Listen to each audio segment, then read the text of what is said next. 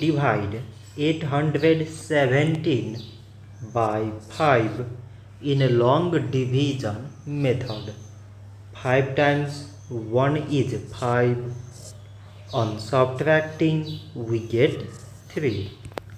So now we put down this 1 and it is 31.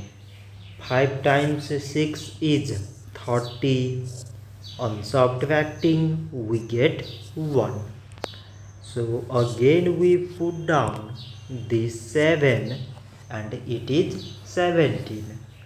5 times 3 is 15. On subtracting we get 2.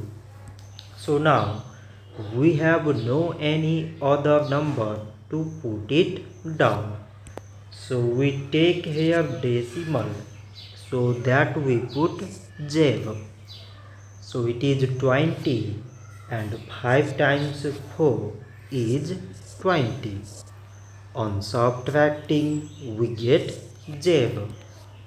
So 817 divided by 5 is 163.4.